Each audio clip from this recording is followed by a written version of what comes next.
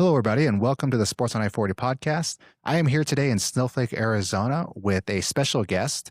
I met this person because I just wanted to do jiu-jitsu one day and just randomly decided to come over. I had seen their sign out there, I think when I was going to the subway one time, and I just had randomly seen it and went on the website and just noticed that there was, he had some advertisements and there was a free trial. So I decided to come in with my nephew and we gave it a try, and I've been loving it ever since. So without further ado, I want to introduce Chad. Go ahead and please introduce yourself. Thanks for having me. So, my name's Chad Cleland, owner and head coach here at ARES Snowflake.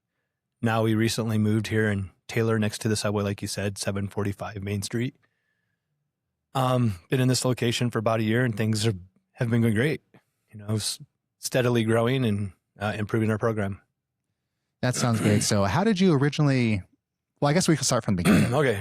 Let's start with your career because judging by the medals on the back, on the board, I think people can see in the back.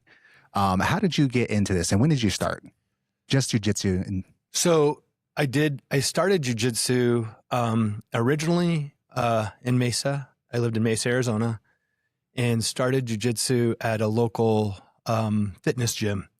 It was Family Sport Fitness back in the day, and there were two purple belts that taught jiu-jitsu out of there in their aerobic room. They'd just throw down some of the folding gymnastic mats, and that's what we were training on. Excuse me. And that was like in 97. So, trained with them for about 8 months or so, and then we moved, and in that time frame, jiu-jitsu wasn't popular, so I didn't find another academy to train at, and that's where I continued the training in Kempo. So did that for a while. I ran into a friend through the Kempo training that recently received his black belt in Brazilian Jiu-Jitsu, and that was probably, I want to say 2006. He started to teach 2 days a week at the karate academy that I owned. And just kind of, realized the value of grappling. So if you don't have any ground defense, it doesn't matter how good you are standing up. Eventually something can grab a hold of you. So kind of started focusing on that. Due to the economy, unfortunately I had to close the school in 2008 and kind of popped around a couple of schools. I went to a little MMA school, trained there for a while. And then I went to Paul Nava, which is in Mesa. He's now Aries, Arizona. I started training with him in around 2012. And when I went to his program and started training under him, I was, I believe, a third degree. I had 3 stripes on my white belt. So every belt promotion I've been with Paul since. So that's basically the journey of jiu-jitsu, kind of the beginning of it. And, did a lot of comps. You can see a lot of these competition medals also are some of my coaches that teach here. Coach Josh is a brown belt and Coach Jay is a purple belt. I mean, he's a solid purple belt, pretty close to brown belt. And those are most of our coaches, about half and half coaches. And I think Coach Nevin and Coach Brandon have a couple medals up on that wall too, a little newer to the competition scene. So, hopefully soon we'll have that whole back wall done with medals. And for anybody that doesn't know, for a small school, we have maybe 50 students. The majority of them are youth students. To have adults going and placing at tournaments is a pretty big accomplishment because really to get good at jiu-jitsu on a sport level like that, you want a big gym. You want to be able to train with tons of different types of games. So I think that speaks volumes about our program that we have here. So tell me about the early days. I mentioned, because I guess when I think about jiu-jitsu and just martial arts in general, I guess you could say I'm sort of a middle-aged millennial, not an older millennial, kind of in the middle there. Back when I was a child, really the only types of martial arts was, I guess, still at that time was like, what we were exposed to was just, karate, like with Bruce Lee and whatever, in the movies.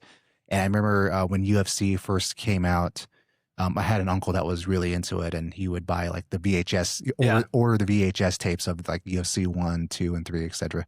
So that was kind of like my early exposure to it. And as an adult now, when I kind of see the evolution of that, you can see how in the beginning people really didn't understand or know what exactly to do when it came to, I guess, what we come to know as MMA now. But you mentioned in the early days it was sort of hard to find. Can you kind of describe that to the listeners? Because I would imagine that a lot of our viewers aren't really maybe necessarily familiar with kind of the history of jiu-jitsu, or even knowing how difficult it was in the beginning to find a school. Yeah. You know, exactly like you said, I believe it was, I don't want to be misquoted now. I think UFC 1 hit kind of mainstream in the US in 93. Kind of rose to popularity, you know, but it did so well because nobody understood the ground. They really didn't understand what was going on. One of the reasons why it did so well is it took even wrestlers, you know, good grappling, they didn't understand the submission game.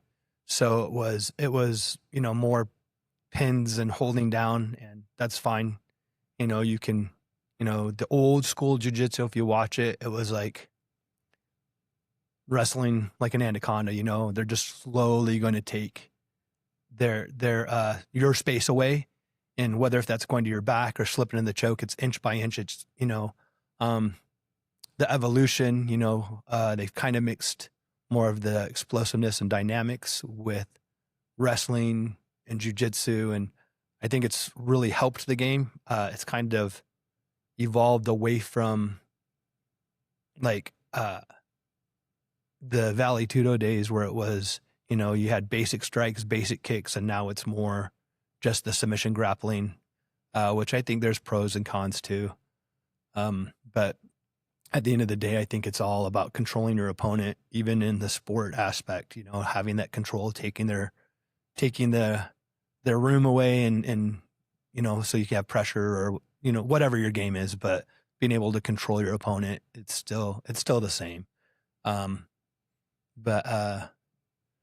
Yeah, it was hard to find. There weren't a lot of schools. I think there were two schools in the Valley. We actually have a pretty good jiu-jitsu academy. We have tons now. Arizona's kind of a sleeper. You know, a lot of people think of now Texas because Gordon Ryan's there, and California. But I mean, back in the day, we had Gustavo and Megaton, you know, and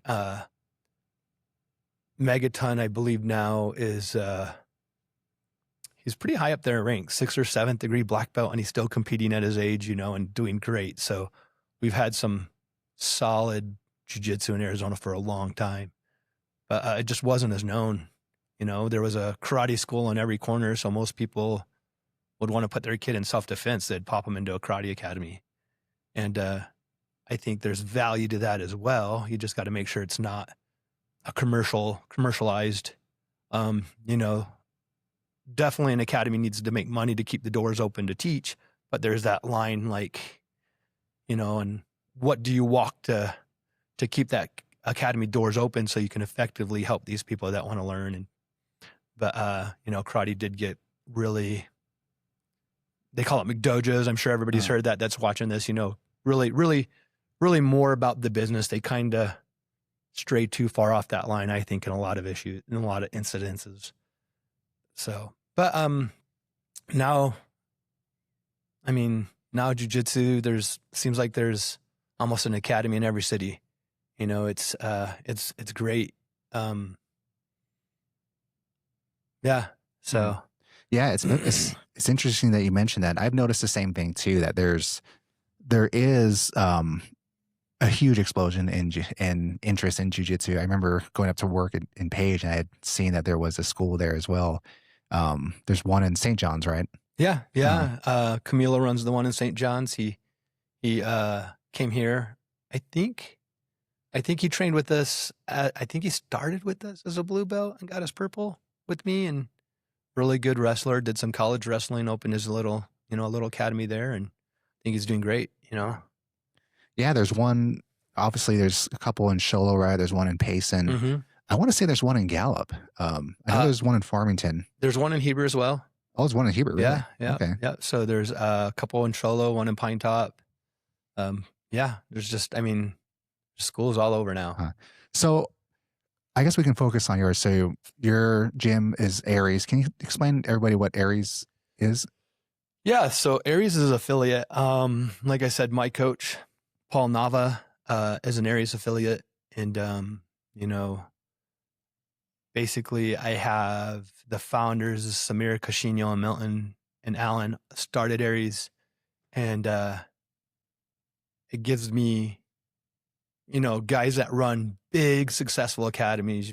My instructor, Paul, I'm not sure what he has now. I know last time I talked to him about a year and a half ago, he was up to 250 students. And he said, I know he's been that was his kind of threshold for a long time. So he really made a lot of changes in his academy to get to the next level, but he has a very successful school. So being the affiliate, not only do I still get ranked under them, having my lineage through them, and I get to lean on them also for business ideas like, hey, I'm having some troubles, promoting the business, bringing in new people, and they're all sit down and give me ideas. And, this is what works great for us. This is what works great for us. Kind of learning some things are a little different just because of the population up here, Mm-hmm. I believe it's between the two towns and Concho and all the rural area outside of towns. I think we're 11,000 people. But, so it's kind of different than the numbers, my goals. But also when you're through an affiliate, Aries is a real, if somebody gets promoted up through Aries, like there's levels to this, that they're at least the quality that they should be as a black belt or a brown belt or a purple belt. There's like I said, there's levels. There's also purple belts that have been training not long enough to have their brown belt or black belt that can smoke black belts, but they're at least the quality that they're representing. So it does give me a lot of support business wise, but also I get to continue my promotions once you get your black belt. Currently I'm a first degree black belt. So for the first 3 degrees, first, second, and third, each year each degree is 3 years for those first 3. So, I'm up for promotion for my second, the beginning of next year. So it's been 6 years about that I've been a black belt. So it's, and then I can lean on, hey, I want to promote this guy to a black belt. They'll come up and evaluate them and say, give me the thumbs up or thumbs down. I haven't promoted anybody that high yet. So I want to make sure my first black belt's legit when I promote them, or they'll say, hey, yeah, he's really good.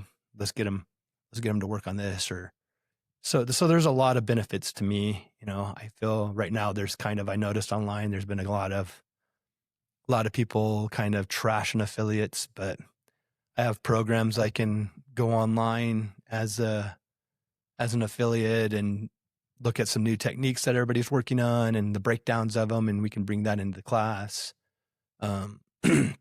As you know, we just brought Rafael Zilo, I think is how you say his last name. He came up from Brazil visiting Paul. He came up here and taught a seminar, a solid instructor, very detail oriented. So you have access to people like that also to bring in for seminars for your academy and your students. And for myself, I need it just as much as they do to continue to grow in my jiu-jitsu game.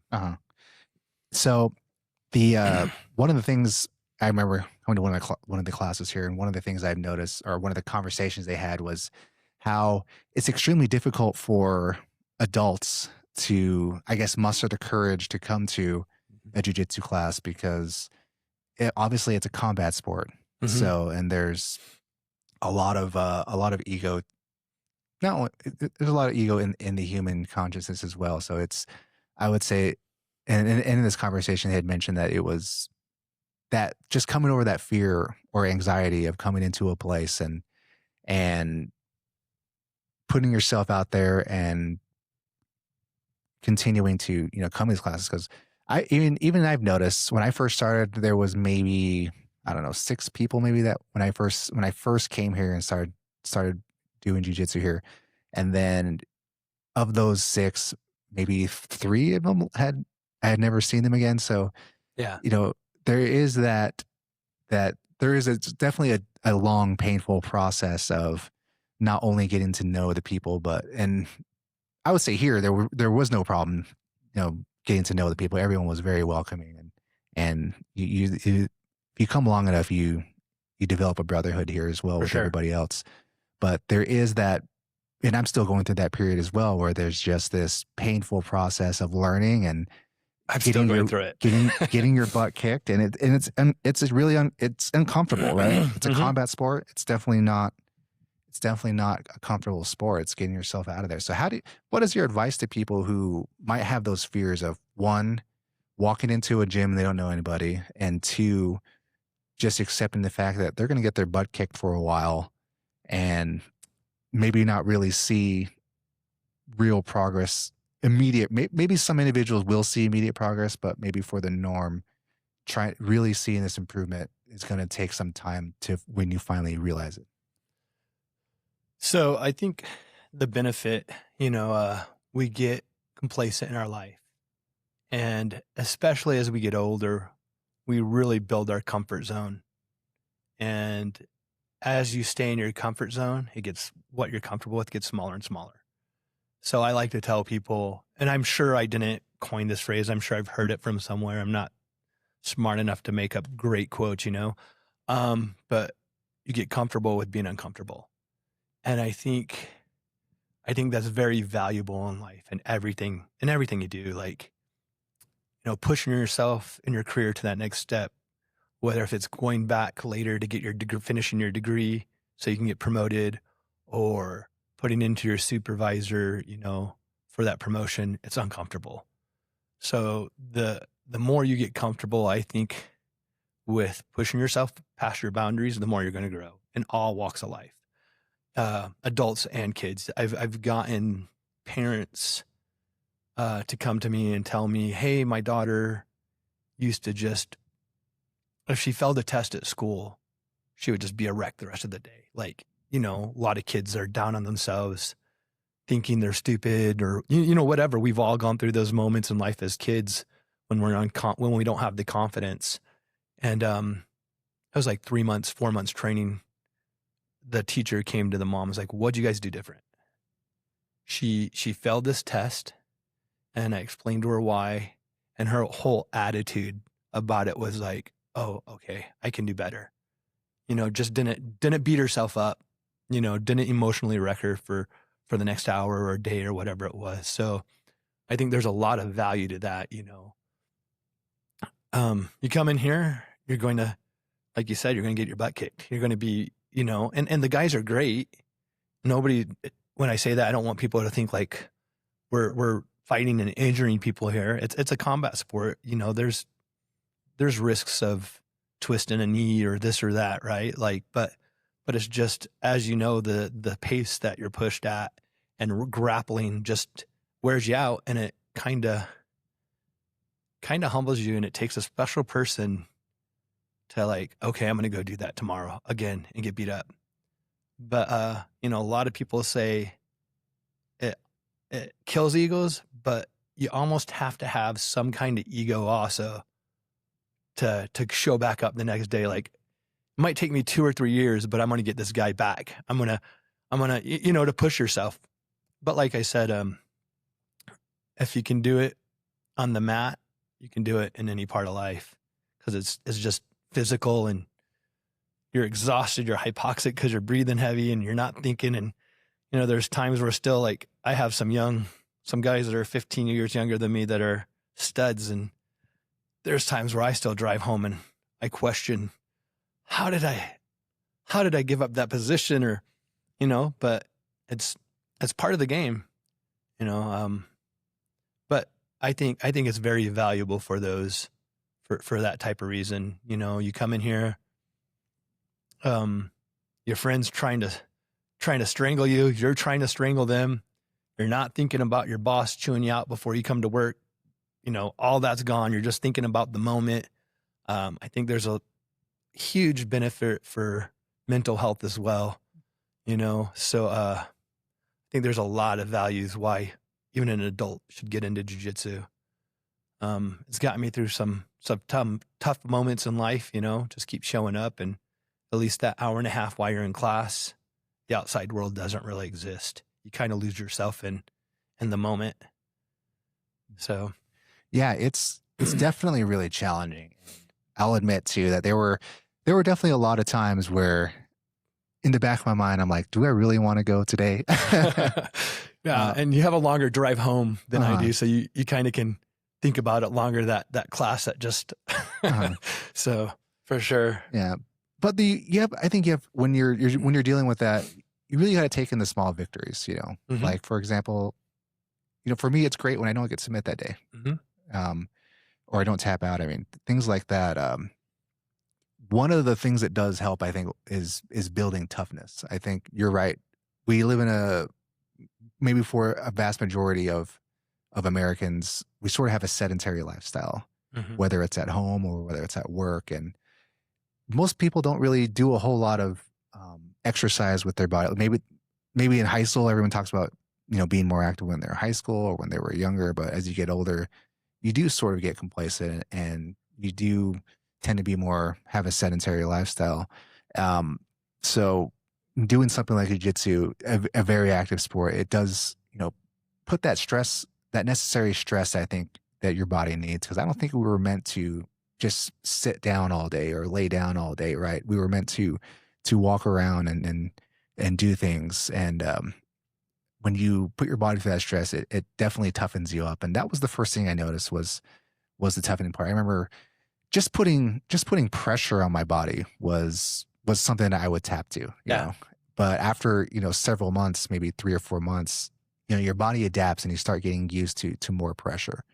And now I feel like the you know, when Josh would put a lot of pressure on me, now it's not something that, you know, is as painful anymore. It's something you deal with, and you kind of learn to position your body and sort of take that pressure off as well. So there's a lot of technique that you learn along the way as well.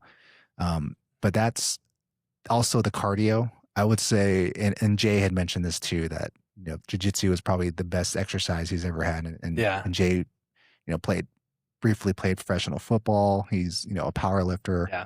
And I would certainly agree. You know, I obviously I was none of those things, but what the work that I had done in high school and some of the things I had done in my 20s as far as exercise, I would say jiu-jitsu is probably the best exercise I've ever had in my life.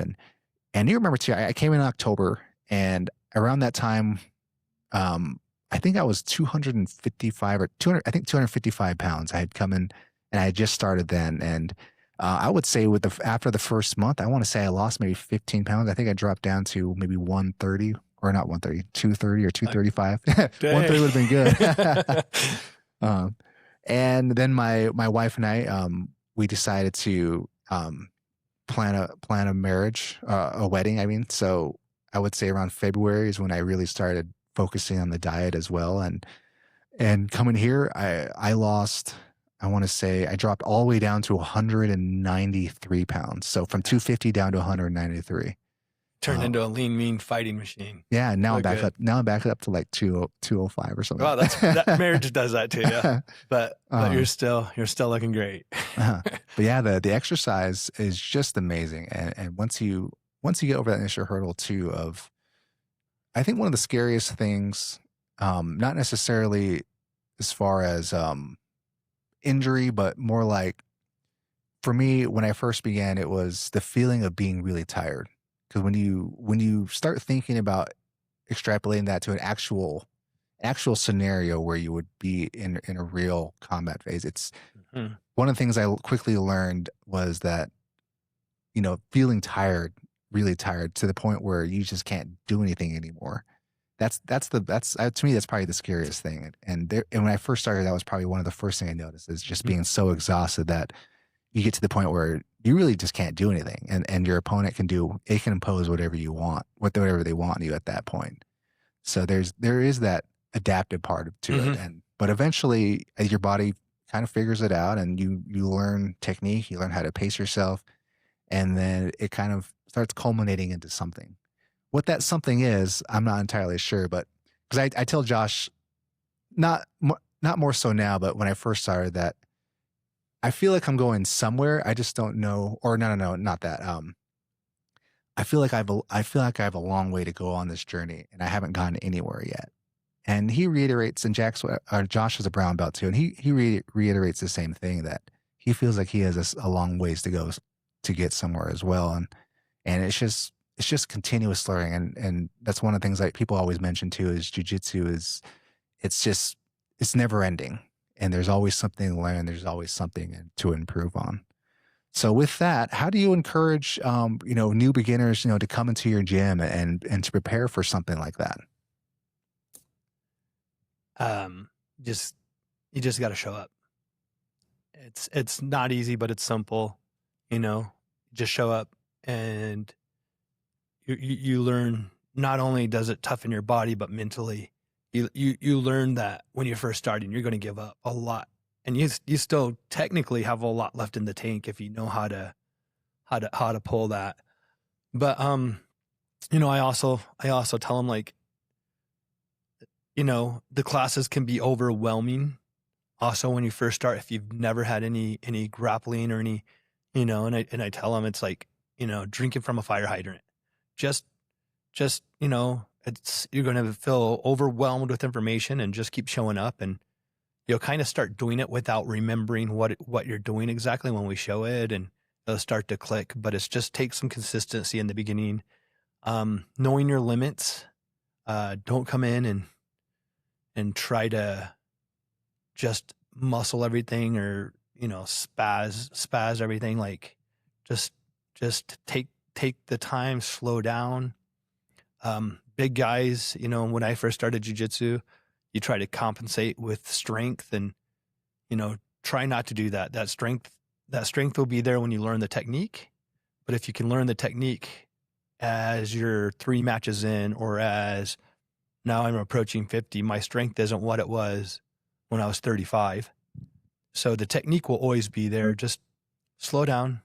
Don't overthink stuff. Don't be too critical on yourself. It's like learning a brand new language. You're doing things, the shrimps, the front rolls, back rolls, you're doing things brand new with your body that a lot of us have never done. Even if you played high school sports, a lot of it's still foreign. So just don't overthink it is a huge thing. If you're a little nervous on doing the open rounds at the end, sit on the wall, watch, roll with one of the instructors, or just work on the sequence that we learned in class. You don't have to get right into, just going at it and rolling. So everybody has their own kind of comfort level, and I try to push them outside of their comfort level, but not to the point to where, it's going to make it to where they don't come back. So that's really the best way I feel you can kind of get ready for class, or when you're starting first to learn and kind of get more comfortable with it.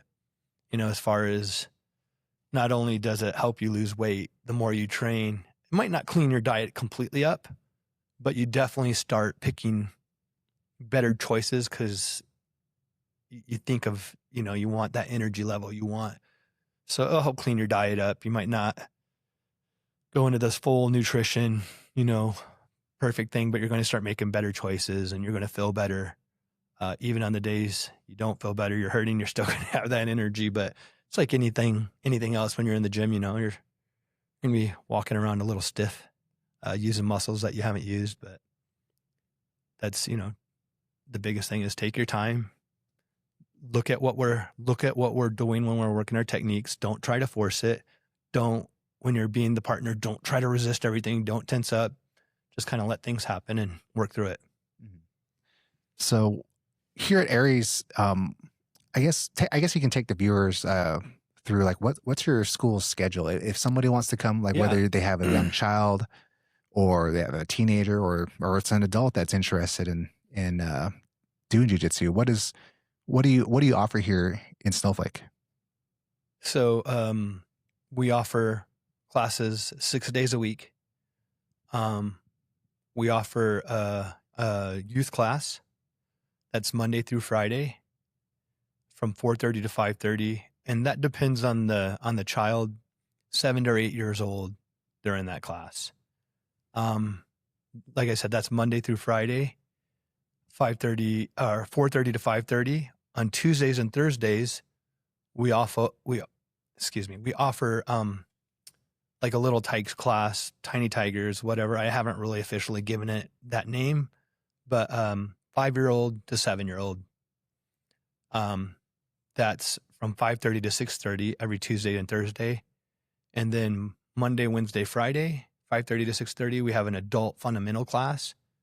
That depends on the size of the kid, juvenile, 14, 15, 13-year-old, depends on their size. We have them start coming to that. And then Monday through Friday from 6:30 to 8, we have just the open, jiu-jitsu class. We did label like a fundamentals and advanced, but we got away from the advanced because it's open to everybody. And then we have Monday through Friday at 10:30 in the morning, an ESA program. So kids that are homeschooled, they can, I'm a class vendor. They can come in and get their classes done. Coach Jay runs that class. He, has a great turnout with the kids, does a great job. That's an hour and a half as well. But we've started opening up more youth classes. We offer, we have teams that travel down to the valley and compete. You don't have to compete, but I think it's really important to do a couple here or there just to kind of, again, test yourself, get out of your comfort zone. We want you to win. That's what we're training for. We want you to do well, but tournaments are a game, so you got to get your mind right. You got to do a couple usually, but it's about getting out and testing yourself. And then we have an open mat that we also do some comp stuff on Saturday at 10:30. So we have a really good program going. And I just say come in and give you some free classes and try it out. And we can move on from there, Always excited to build the adult program and the kid program, the youth program. So How does the free trial work? you come in and sign a waiver, kind of same waiver that you'd sign in high school when you're playing sports. You understand that there's combat sport, there's risks. Come in and sign a waiver and jump into class. That easy. Wear some loose clothes that you can train in. Wear a t-shirt. You're not supposed to grab clothing, but wear a t-shirt. You don't care if it gets ripped or stretched out around the neck, and we'll get you going. Pretty simple. Yeah, so this gym is really unique. I know that we had Genesis Pratt come in, and he came in. Didn't he first come in like in February or something like that? That sounds about right. Because he was training for his MMA bout that happened back in July, and I want to say, just from my conversation, he was still pretty new to jiu-jitsu. Right? He had done some things before he came to Aries, but he was trying to expand his skills, right? Yeah. We're still trying to get Genesis on. I've just been busy with other stuff, but we're still working on that too. I know that we had Jamers on as well, not too long after that bout, because I had contacted him through a coworker of mine. Okay. So a coworker of mine knows some of these people, so that's how I was able to get in contact. But he was getting ready to leave to go back to college, and so that's why we kind of worked it out, and he was able to get on so quickly. I'll get you Genesis' number. Yeah. Genesis literally just lives right down the street. Yeah. Walk over there and knock on his door. I was thinking about doing that yesterday when I was driving by. But anyways, so yeah, this gym has a wide variety of people that train here or that come in. I know Daniel, I think his name was right. It was also. Oh yeah. Yeah. Had a match there. Had a match as well. Got like a 47-second knockout. Uh-huh. was amazing. And he was just practicing jiu-jitsu and threw that hand and let it go. And Uh, that's how it goes sometimes. so yeah, I asked Daniel to come on too, Awesome. to kind of talk about his training and also the match that he had back in July as well. So yeah, just a wide variety of people have come in, and I know there are some that kind of have stopped by. I remember there was a young lady that was a brown belt that stopped in briefly as well. Yep. Her parents live here in town, so she when she stopped by, she asked if she could stop, and I was like, yeah, anytime you're in town, pop in. But yeah, how do you feel? I guess I know it's just open to anybody. I know I don't come every day, so do you ever have a lot of people that just stop in that are who perform who practice jiu-jitsu, but they're just kind of passing through? Yeah, we had I don't know the guy's name. I wasn't here. I also work as a firefighter. So when I was on duty, at a purple belt, stop in last week or so for a class. And we've had another brown belt that trains down in the valley at one of the Aries affiliates pop in. Also Justin, one of our new guys, did some high school wrestling. His brother, I think they said they live in Tennessee. His brother's a blue belt, came and visited and, came in the gym for a week. If you're training elsewhere and you're in town, I'm all about it. Pop in. I don't do a drop-in fee. We love having different looks, different academies, different guys in on the mat. That's the great thing about jiu-jitsu. You can go anywhere and find a gym now, an academy now, and go in and train. So, if you're in the area, come on in. So, welcome. So I guess this is, in rural Arizona, maybe rural anywhere, it kind of becomes a tight-knit community, not only with your own little town, but, towns, further down. How did you end up here in Snowflake? Well, I worked up here. At that time, I worked off the I40, and we covered some county. We covered a lot of reservation as a firefighter. And I wanted to get closer to work. I just kind of fed up with the heat and the rat race of the valley, I love it there, but I like to visit there, just the congestion and just a different life, a different pace, a lot of conveniences. So when I sold my house in the valley, I started looking up here and bought a house. I was a lot closer to work. And since then I've gotten hired here in town for the fire department. So, it's great. I get to serve the community, through the department and through the academy. So I grew up in rural Michigan, moved to Phoenix when I was 16 and went from a town of 500 people to Central High School. So it was a little bit of a culture shock, but, it was great. Met a lot of neat people and did a lot of cool things, but kind of like the slower lifestyle. So with these competitions, I guess take us some of these competitions, because you have, like I said, there's a variety of medals in the background there. I guess first, what is the biggest competition you've competed in? I guess that would be up for debate. I've done a jiu-jitsu world league, or I've done some jiu-jitsu world league, but I did the Phoenix opening. I don't remember the year. IBJJF Phoenix opening. IBJJF's a big tournament. Placed, I think, third in that. I've 2 years in a row, 14 and 15. I won Arizona State Championship.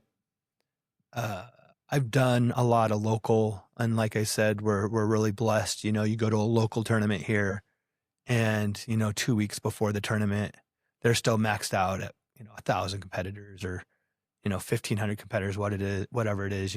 So you get top quality guys here. The last tournament I did, I think, was 2019 when I got my black belt. It was supposed to be 2018. No, it was 2000. I don't remember. Maybe it was 2020. But I signed up for it. as a brown belt. They canceled it because of COVID. Then the next year, 8 months later or whatever, they put it on, and Paul's like, oh, by the way, like a week before, oh, by the way, you're doing that tournament as a black belt. So kind of got in my own head, and this guy across the ring from me, I was looking at him, my fresh new black belt, and he had 3 stripes on his black belt. So I was like, this guy's been a black belt for like 9 years at least. And he's talking to me about, oh yeah, I have a academy in San Diego. You're welcome to come anytime. So, pulled guard, he got me in a choke right away. But Jiu-Jitsu World League is best 2 out of 3. The next one, we went the whole round. Like, it really helped me. Like, wait a second. He's not he was good. He beat me. But it's like, I don't have nothing to worry about. And I kind of opened my game up a little bit more. And then I think if I remember right, he beat me by points, by like 2 points or something like that. So, that's why it's, even for us, it's good to get out there on the mat and, test yourself, not just your ability in jiu-jitsu, but for me, I think it's even bigger for adults that have never competed.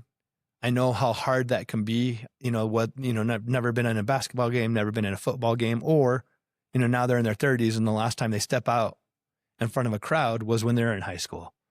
Like, that's a huge accomplishment to me, and if you're willing to do that, you might not win your first tournament, but we'll get you a gold.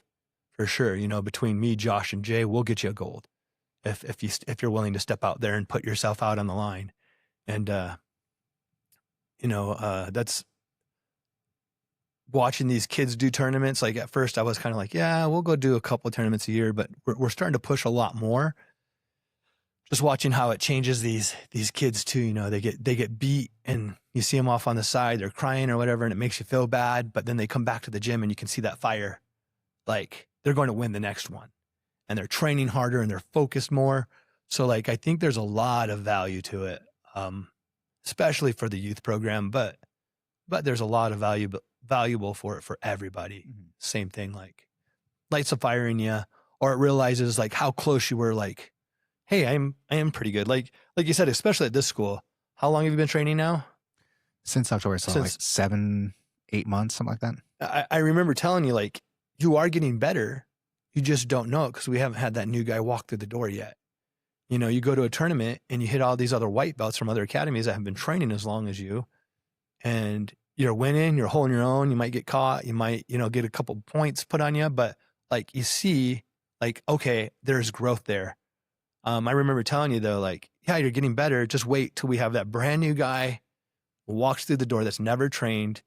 You'll see how you'll be able to almost even toy with them. Like you'll be able to use your jiu-jitsu and it'll click to you like, okay, this is where I was.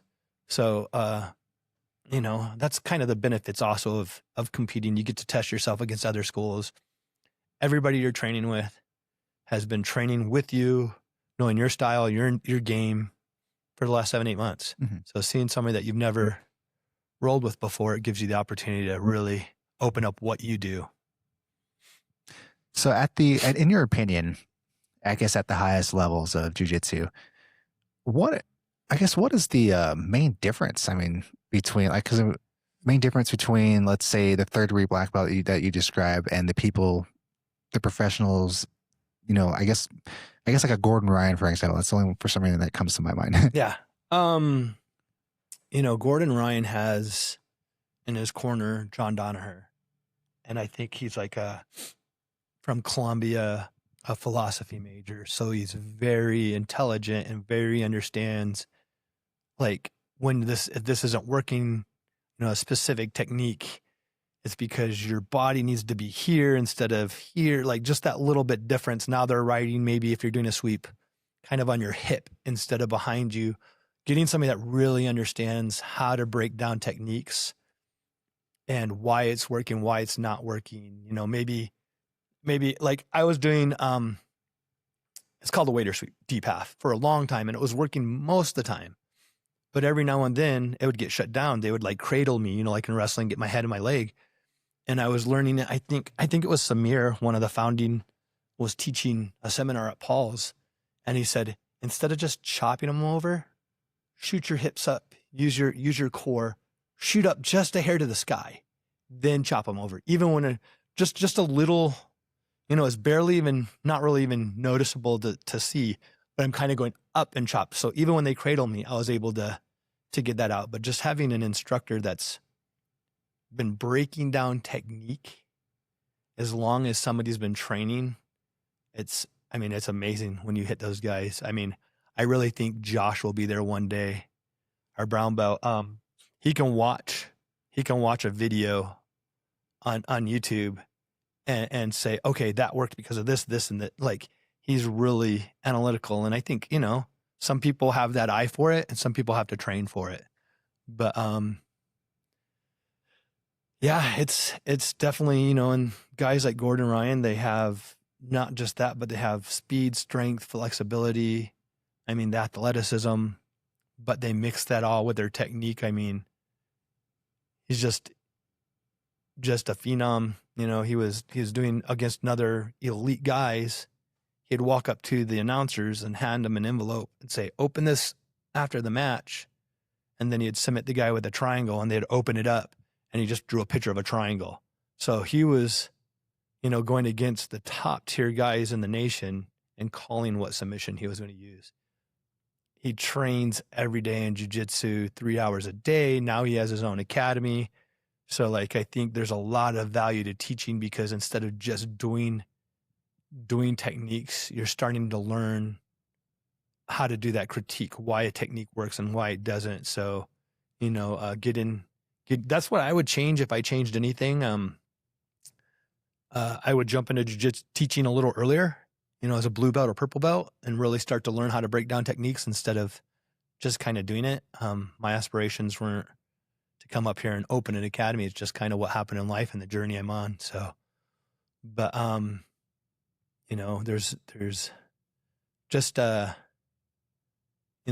understanding, I guess, when high level instructors and those guys that are high level, understanding what technique to do in the situation and why that technique works in the situation is the difference between, if that makes sense, is the difference between a good instructor and a high level instructor. So it's interesting that you bring up change. How much has jiu-jitsu changed since you first started to now? A lot. When I first started that few 8 months and even when it was being taught at my school, most of those guys were fighters. We're just like, meatheads wanting to grind it out. And now you get these guys that come in that look like maybe, I don't know, I don't want to say anything controversial, but I will anyways. Maybe it looks like they should be, working at a data somewhere, writing somebody's program, but they're very analytical. They're very intelligent. And they do just as well because it's not all about strength and explosiveness.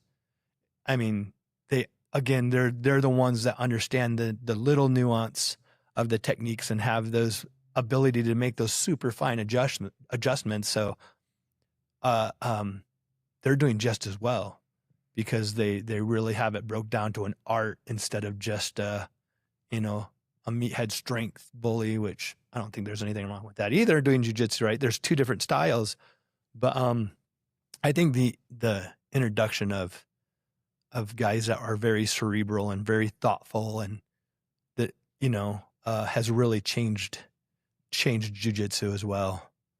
So big difference in that, I think. Yeah, I guess when you look at some of the earlier, it kind of seemed like jiu-jitsu got its springboard in California because I guess my initial stereotype of jiu-jitsu was like that's a California thing. Yeah. And I would say in some of I know people have made documentaries about kind of the early days of jiu-jitsu starting in California. So I guess it's sort of earned its stereotype, but it's just amazing to see how it's sort of encompassed this country and it's popping up all over the place.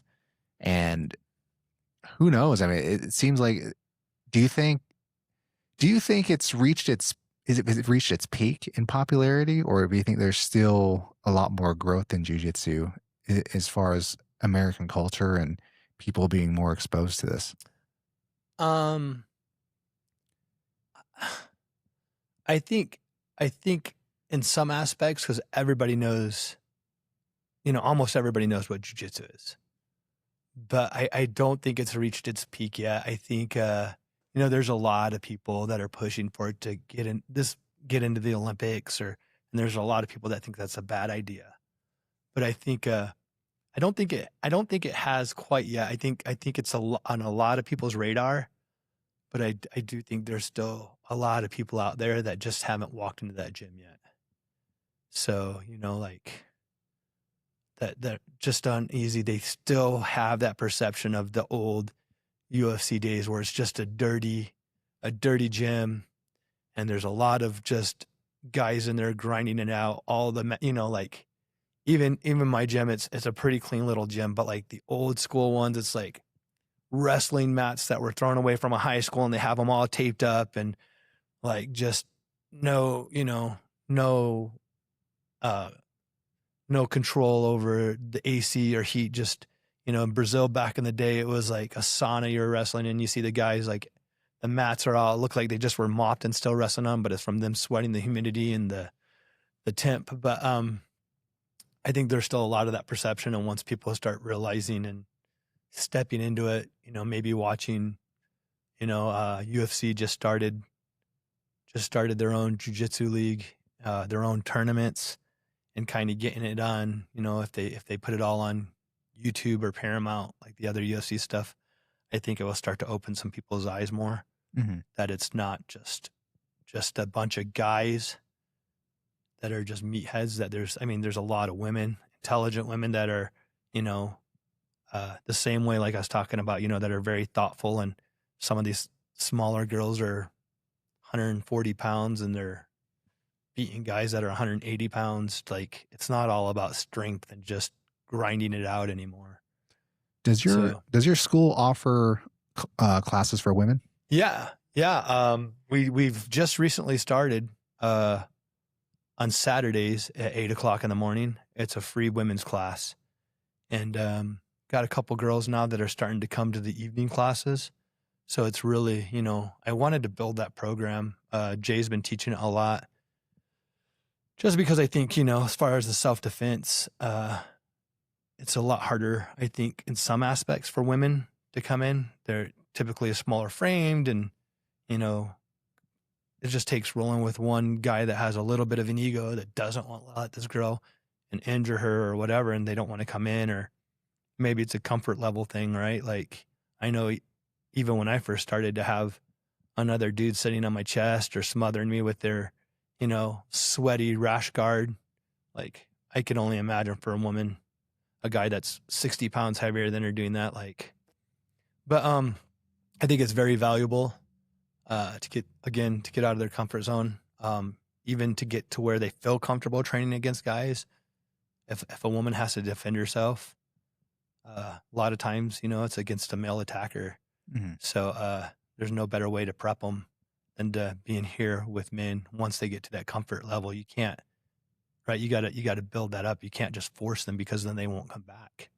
But we do offer that. It's a free class, free program. They're, if they want to come to the other classes, then there's some tuition we can talk about. But that one day a week, it's better than not training. Get your foot in the door, and it's better than hitting. A lot of people will hit a self-defense seminar where it's one class for a couple hours in a day, and then they never do it again. They're still building repetition. They're still, starting to understand, like you're saying, build that tolerance of the pressure, or learning, like, oh, if I just kind of come here and turn a little bit, I can kind of take some of that pressure off my ribs. Understanding framing, understand a lot of, that one day a week is a lot more than people that never train. So, yeah, I would say that's the biggest. Like when I first started going, my wife and my sister-in-law, they were interested in doing jiu-jitsu, but that barrier of being so close to somebody, I guess training with men, I think is the biggest issue for them. And they expressed to me that they would love to go to an all women's class. So, and that's one of the things I think is the beginning stages of it, is just getting out of your comfort zone and being so close to somebody, right? Yeah. And in everyday society, we're just used to maybe being within arm distance of somebody, right? But in jiu-jitsu, obviously, you got to be literally body to body and Yeah. just getting used to that. And you just, it wasn't necessarily a big deal for myself, right? Because I understood that this is the game, this is the sport. So it's just something that it's just a part of it, and there's nothing weird about it. But I know for a lot of people, that's probably one of the biggest hurdles is just occupying someone's space and especially if they're not used to that. Maybe that's one thing I would tell people is it's just something you have to get over, right? But that's just with anything, right? Yeah. You get a new job, you got to get used Yep. to your coworkers and the work culture that you've entered in, right? Right. Or you go to a new school and you have to get used to the school spirit or whatever of your school, the culture, So it's just I guess jiu-jitsu you could say is in some ways it can be like an extension of life or a metaphor for life, putting yourself in situations and learning how to get out of that. Yeah. And let them know we have 3 to 4 girls now that are coming to every evening class. So, but yeah, we have some young ladies. We have 2 sisters that are like 15 and 16, and they'll train every day, and 2 or 3 days a week they're training 2 times a day. So they're going to be beasts. They're going to be really good. And then a couple of the women that have been doing we have 2 women that have been doing the free program once a week. Now they're coming to evening classes. So it's a good beginning step, again, if that's the case, come in and just do the Saturday class and you start to get more comfortable. Talk to the other girls. That's the other thing is talk to the other girls in class. Hey, I'll be here Tuesday, Thursday, and then have them come in with you. So you get at least, maybe not quite a female only class, but we would like to get there, maybe offer it during the week. So there's at least 2 of them, but it takes time to build programs, and we're limited kind of on space. So it's kind of that, the more we build the other programs, the more we can block a day off to give back kind of thing, if that makes sense, opening it up to the community.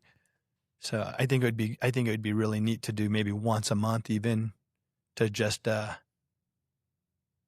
free class for everybody in the community coming and do it, Uh-huh. whether if it's a promotion deal and they come in or not, like, I don't care, just to kind of get some understanding of self-defense, or even more than self-defense, learning to embrace, be comfortable with being uncomfortable. Just like I said earlier, everything in life, you got to really push yourself to your full potential. School, job, like you just said, right? You got to get comfortable with being uncomfortable. Yes. One of the things I've noticed too, I would say, a lot of our audience, are either from, the Navajo Nation or the White Mountain Apache or some other Native American group that I might not be aware that's listening, right? Because through basketball, right? To me, right now, it's starting to get better, but availability of jiu-jitsu. We have one here in Snowflake, right, in St. John's, and like I said, one in Gallup. So it's still, it's getting closer to these rural communities, right? It's still, in the surrounding towns, but I would say, and I spoke with Jamers about this too, that maybe there is, some on the Navajo Nation that's interested in jiu-jitsu and bringing them a podcast like this to get them more information about what it's like and maybe where you could go. It might, give them the motivation to go out there and seek some of these schools out. Unfortunately, there's obviously a business component to it, right? It'd be more difficult for someone to move to Winter Rock or move to Chinle, someplace even more rural, to provide a class, a consistent one, right, to those communities out there. But I really, through this podcast, I really want to let people know there are options out there, and that this is becoming a part of American culture, and it's a lot of these schools. And I've only been to this one, I guess, but I hear that jiu-jitsu schools all around the country, they're very welcoming, and they're very open to having new people come in and train and just learn how to learn these techniques and learn something new, right? So I guess what are some of your I guess some of your encouragements to the Native American community about jiu-jitsu and maybe even your school as well. Yeah, it's, in some of the rural areas, whether if it's, I did work on the Navajo Nation for a while, about 7 years as a firefighter, EMS. But in a lot of these rural communities, it's easy because there's not much around. Like, it's worth the travel, get yourself into something, focus on a trajectory, and don't fall into what a lot of the youth fall into in rural communities, whether if it's, there's nothing around, might as well get in a little bit of trouble. It's very easy living out here rural to, there's not a lot of, or there's not a lot of after school clubs, or if there is after that, what do they do during the summer? We're here all year round. It's not just like football where it's a season, or basketball a season, So, but it gives you focus. It gives you, again, like, focus to start pushing. I'm going to go and do one of those communities, we're a little bit of a drive, but I think it's worth it. I think it's life-changing, get out here and just try it. Just try it. It's worth the drive, maybe get a couple buddies and carpool. I know, things are expensive right now, but it'll change your life. For sure. It gives you a meaning and a purpose. And not that jiu-jitsu is all great, but the environment, we've had a couple young men that lived here in Snowflake that came in, and they had already been through rehab, 15 years old. And at first, you kind of want to be like, man, kind of rough kid. And then you start thinking, and it's like, no, this is where they need to be. Some youth don't grow up with, like, you not just have this, but you have a degree, or, they don't grow up with a man in their life, or a family in their life, women or men that have focused on something and made themselves something out of themselves, So there's a lot of positive male and female role models, here for the youth. And I think, it kind of can open some people's eyes up to a different type of life, different lifestyle, and different type of people, and realize that, some of these people were more welcoming than I thought, or, just different, like you're saying, different places have different cultures, and it's kind of a melting pot in here. And like, just get you out of your bubble is the biggest thing, which will help you grow. So get here, try it. But It's interesting you say that. Sometimes people ask me, what do you do and what do I do in Holbrook? And I said, well, it's a small town, and really there's only two things to do: either find a hobby or get into trouble. Yeah. Yeah. So for me, before jiu-jitsu, I used to golf a lot, and I still do every now and then now, but back then that's what I did all the time. All the free time I had was just, golf. Holbrook had its own golf course, so we had the luxury of being able to just go there at any time. And that was kind of my way of finding something to do. I know my dad always mentions too that growing up on the reservation, there was always something to do. It was either, go herd sheep or do something with the cattle, So, and when you live in a rural area, especially like that, you got to find something, because if you don't, your mind's going to wander, and you might, go off and do something, things that, whether things that lead to addiction, right? Yeah. Lead to a bad place, right? And, I see that too, like when I go home, onto the reservation too, I know I see some people that maybe don't necessarily think they don't have a purpose. And then because of that, they're kind of doing things that, are detrimental to their health. And to me, I always feel that, we need to find something to do, find some kind of purpose, so that we, aren't going astray and doing things that, are harmful, not only to ourselves, but to our community. And whether it's, it's interesting. I spoke to a lady, there was a tournament that happened back in Winslow back in, I want to say it was back in maybe February or March. And she had brought a team up from White River. And she said one of her central missions was giving these young teenagers something to do.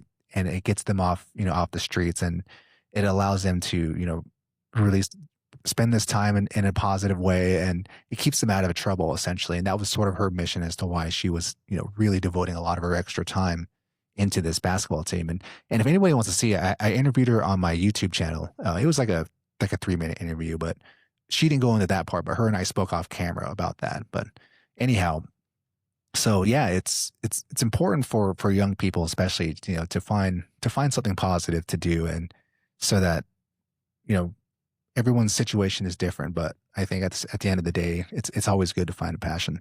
And for you, I think was it jiu-jitsu was one of your passions that you had found? Yeah. Like you said, it helps you through rough times, whether if it's addiction. For me, when I really got back into jiu-jitsu, just went through a divorce, 15 years, had 3 kids. Didn't think, things are a little rough right now, but didn't think it would happen. And like, I had no purpose in life. I'd work and just sit around home and be miserable. So, went to jiu-jitsu, and kind of the people there kind of just, you build, like you said, everybody gets close. Everybody, even at, my coach's school, there'd be 40 guys on the mat, and I'd been a big adult class, and everybody has, like, it's just fun. It's everybody, not that they necessarily knew stuff was going on in my life, but like they're opening and welcoming, and, just gives you, it gives you a purpose. It gives you an outlet. It gives you, I don't want to say necessarily meaning, give me a better meaning later in life when I start teaching, but it does. It gives you, somewhat of a meaning, not trying to get too deep where people think like, oh, it does it, but it changes your life, just more than anything, like you said, how simple a hobby can be, in meeting some people that give you some encouragement. It's life-changing. It's huge. Even if they don't know you need it, like, hearing like, dang, you almost caught me with that submission. You're doing great. Keep it up. Or I saw you rolling with that other new guy today. You're moving good. That means a lot when you first start off, or even a young man or young woman that doesn't get that at home. Like, it gives them a little self-worth and think that they can accomplish stuff. So, it's valuable. It's good. I think in some aspects, whether if it's a gym, I've told people this before, whether if it's just going to a gym and pushing heavy weights, or if it's going out in nature and hiking, like, some people can disconnect with that too. But the thing that's different in jiu-jitsu is not just the disconnect, but the side chats in between rounds, sitting against the wall, catching your breath, the other friendships that you build, the other people, people all walks of life, that you meet and get to roll with. It just does something for you. At Paul's school, you have one guy that was like, very high up in the police department, rolling with one guy that ran a marijuana dispensary, and on the mat, they're rolling, just different walks of life, on the mat, they're, their partners are rolling, they're training hard together. Afterwards, they're sitting next to each other, catching their breath, just like nobody's judging the other person. Nobody cares what the other person does in life. The only judgment is when you're mad at that guy for that jerk keeps choking me out with it. But no, for real, like, it's just, I don't know. It's really hard for me to put into words sometimes the bond in the building, and the lack of a better word, or, some people might think it's corny, the brotherhood, sisterhood that you build. Yeah, well, it's been great, and my experience here has been awesome. I've enjoyed every minute of it, and but it doesn't. I mentioned earlier, there are some days, where I'm like, do I really want to go today? But you're right. You just have to keep coming back. Yeah. And when Genesis stopped by, or was training here, and he still is. I did see in myself a lot of improvement since I first started. Mm-hmm. And you're right. It when you're training with the same people, especially when the people are really good, it does take a while for you to start seeing improvement, but you don't realize it, but you are getting better over time. Right. But anyways, yeah, Um, I really wanted to get you on because, like I said, your school has really impacted my life, not only on a physical level, but also mentally as well. And it's really helped me, and it's been a great outlet for myself. And great people here. Josh, lead instructor, very knowledgeable, very helpful. Yeah. He's certainly helped me through my journey so far. Yeah. And he's just a great overall guy. If you want to train hard, he'll make you. He'll get you to do it. He's a good motivator. Mm-hmm. He's really good. We're lucky to have everybody here, all the coaches, but we're definitely lucky to have them. And then we have Jay too. Jay is really great. I mean, he's extremely helpful, very nice guy. I mean, and just some of the things that we'll talk about afterwards.